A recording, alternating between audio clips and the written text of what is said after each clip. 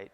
Well, some video has surfaced of him sitting there, the prison surveillance video of him sitting there, and you can hear he's playing a video on a DVD, making a lot of noise, and you can hear this jackhammer going ba ba ba ba ba ba ba ba ba, right? No guards, right? Maximum security prison, ba ba ba ba. No guards anywhere near. The guards didn't come for another half an hour, right? So anyway, he's sitting there with his little laptop watching this DVD, as comfortable as all get up in this jail. You think it was like that way for Paul? His jail was like that? Not at all. In the ancient world, they weren't the jail keepers, they're not obligated to feed you, keep you warm, give you clothes. If you that stuff, Paul had to be dependent on the church. You're in jail. They weren't going to cook you meals. I mean, they didn't have resources to do that. They didn't want to anyway. They figure you're in jail. People that care about you have family, you have somebody. They'll bring you food. They'll provide for you. And I'm sure that it wasn't, flush toilets or anything like that. I'm sure it was greasy and dirty and disease-ridden. I'm not sure that Paul would have been given any kind of preferential treatment. In fact, they probably had no idea really what to do with him because he wasn't a common criminal. He had some religious problem that needed to be sorted out. Roman jails probably were not. In fact, I visited in Italy. We saw a few of them. I mean, I'm sure that they were dungeons and all. But the thing that Paul is able to do in the midst of this is to look for what Jesus is doing. I mean, it must have taken a lot of maturity on Paul's part to be able to say, here I am, and I am so excited about testifying in this place. Now all these guards who would never have known about any of this know why I'm here, because I've shared it with them, and all these Christians on the outside. And that's the whole reason Paul is saying this to these Philippian readers and others, is because they were deathly concerned about him. What's going to happen to Paul?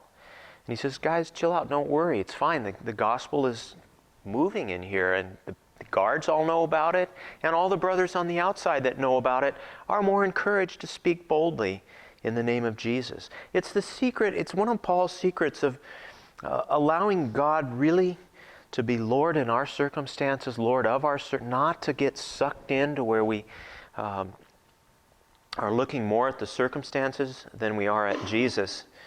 And God provides. One of the probably in 2008 was probably one of the biggest transitions I've had in my adult life, because for 26 years I was a full-time pastor in churches, one LA area and then up here, and then 2008, me, my boss, and half the church got laid off because of church had $1,300,000 it had to cut. Didn't have any money. That's a bad time to get laid off, right? Well, some of you must have experienced similar things in 2009, 2010, the Great Recession.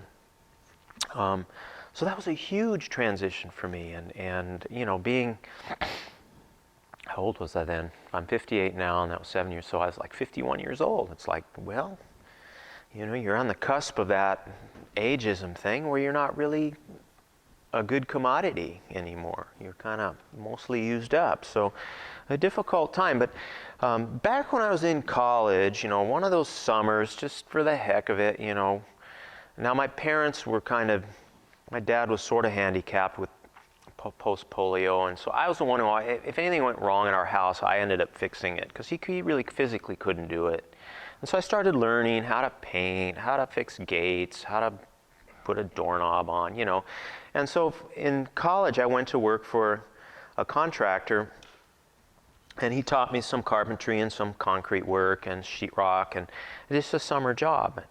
And, I never thought I would ever do anything with that, but I kind of liked it.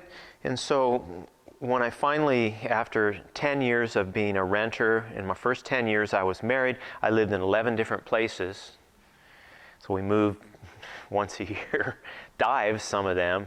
We had very little money because I was in seminary, We finally bought a house, and it was a dump, and my realtor, who was a member of my church in LA, cried. He cried when he showed me the house. And he said, I just can't handle the fact This is the only house we could afford. I can't handle the fact that my pastor would live here. And I said, Jim, his name was Jim, I'm going to fix it up. You watch. And so then I did. I started getting into it as a hobby, fixing, and that was my therapy for like 20 years, you know. It's ministry at church. I get tired. I go pull the tools out. And so I learned all these skills. So what happened when I got laid off? Wow. God said, Tom, that job you had for that contractor was all for a reason. Because now you have to support your family. Go out and get your license and be a so that's what I am now, and that, at least for the day job. I still teach Greek at Western Seminary and still do speaking and some of the other things, but that's I think Paul's mindset. I really realized, you know what? This was God all along. God knew ahead. God took care of me. And the very last day at Calvary Church, the next day, I was tearing out somebody's bathroom and working, and I didn't have, since then till now, not a day without work. Amazing provision for faith. It's a circumstance, and so I can see that Paul is kind of lives his life this way. The circumstances come, and then it's sort of to him almost a challenge, saying, I just want to see how God is going to work. I'm so excited. And here we see that he's encouraging the other people, himself being in the prison, saying, don't worry about me. All is well in here. God is working. I've had a chance to share. The crux of this, of course, is I'm going to skip verses 15 and 18 because they talk about some people preaching Christ out of pure motives and others who are doing it for other motives. And Paul just says, I really don't care as long as Christ is preached, that's good. And then he launches into this very personal things here in verse 19. He says, for I know that through your prayers and the help given by the Spirit of Jesus Christ, what has happened to me will turn out for my deliverance. Not sure exactly what that means, but I think it means eventually I'll get out of jail. But I eagerly expect and hope that I will in no way be ashamed, but I will have sufficient courage so as that now as always Christ will be exalted in my body, whether by life or by death. And then here's the crux verse, the verse I'd love you to memorize that we think about. For to me to live is Christ, and to die is gain. And then he goes on to sort of ruminate. If I'm to go on living in the body, this will mean fruitful labor for me, because I'll keep serving Christ. Yet which shall I choose? I do not know. I'm torn between the two. I'd much rather depart and be with Jesus. That's far better. But I'm convinced that it's better for me to remain here with you. And so that's... Now, I don't think Paul was really at that moment in danger of death, because he hadn't been sentenced yet. He had appealed to Caesar. He had revealed he was a Roman citizen, so eventually he's going to get to Rome and they're going to hear his case. So I don't really think that was imminent. It may have been a possibility. I mean, you could always get killed in prison. People get killed in prison today. It could back then. You offend somebody. I'm sure they had rackets going there and extortionists and gangs, if you will. I mean, people haven't changed. Why would that reality change? So, but Paul had so identified himself with Christ that virtually everything about him was seen through Christ.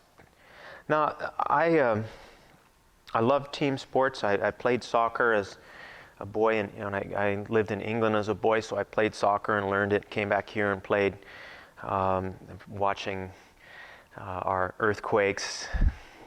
They still have a minute chance of being in the playoffs. I went to the game a couple of weeks ago, and that new stadium, beautiful stadium. So, but the only down thing about a game like soccer is what happens at the end.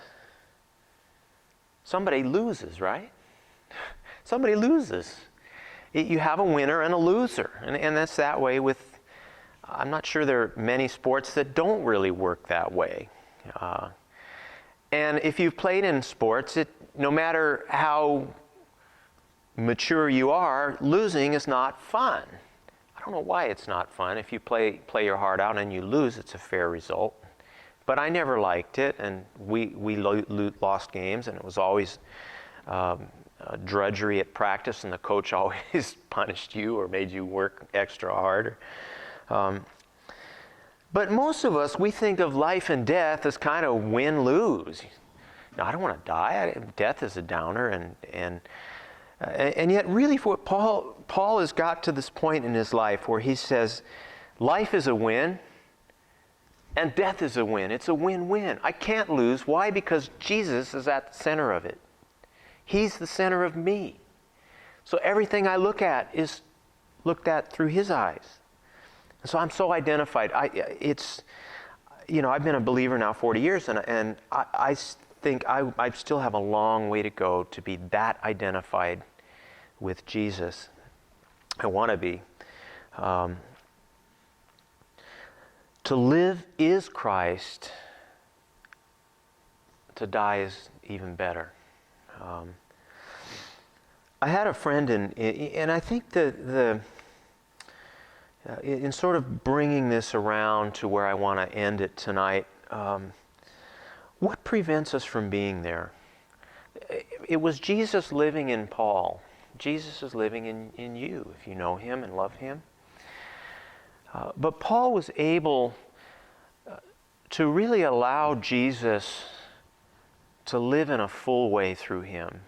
He wasn't always bargaining with, I'll let you have this if you, So often our life is, I'll give you this, Jesus, if you give me that, or I'll surrender to you completely for a week, or, it's... But for Paul, I think that conversion experience was so powerful, it was like a new person was really born. He wouldn't really recognize his old self anymore.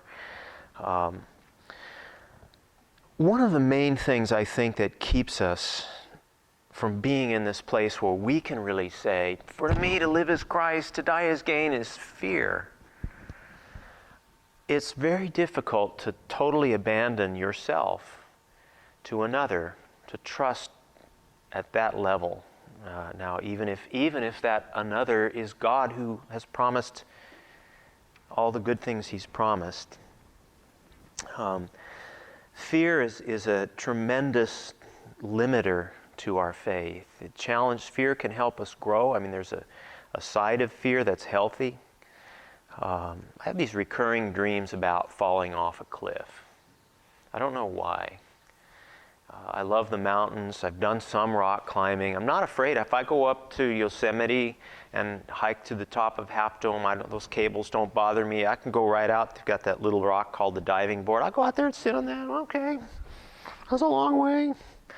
That really doesn't bother me. But somehow at night, in my dreams, there's something about this idea that I'm not quite, the hold that in the rock is not quite strong enough, and I'm going to fall, and I don't know what that's coming from. But it's probably from some fear at some part of me, a fear that's surfacing through a dream. Fear is a very powerful wall that we have to faith. Sometimes being afraid is a healthy thing because you act, certain fear. If you're not somewhat afraid of falling off the cliff, you could get reckless. But most fear prevents us from really trusting and abandoning ourselves to God in the way that Paul does here, in a way that he's able to say in the middle of jail. I have a friend of mine who some of you would probably know his name if I mentioned, longtime pastor in the area, is sort of semi-retired, not really here in this area now. But I'm going to share a story out of his life. He certainly gives me permission to do this. Kind of about his struggle with fear. Now, mind you, this is a man who preached and taught and pastored for 40 plus years, and Bible scholar and all of that, had been preaching about Christ and Christ's love his whole adult life. Well, later on in his ministry, during the time I knew him, he had a shoulder surgery, and it was a routine, I think a torn rotator cuff from some just degradation. I mean, he wasn't an athlete, but And it wasn't anything life-threatening, but somehow in the recovery coming out of anesthesia, he became convinced. He was, disoriented. I don't know if any of you've had surgery. I've only had one, but it was tonsils, and I was a kid, so I can hardly remember. But you're sort of disoriented. Well, he was in a semi-dream state, and he was convinced that he was actually dying. That's what he thought was happening. And he became seized with this terror of the fact that he was going to die, that he believed that, and he just became terrified in this state. Well, eventually the drugs wore off, and he sort of woke up and kind of, wow, that was weird, that was a strange, but it troubled him because it was so real and so powerful of an experience that it troubled him for months and months and months, and he just, why if I'm really a true believer, would I fear death like that? And he kind of, and I didn't see him, after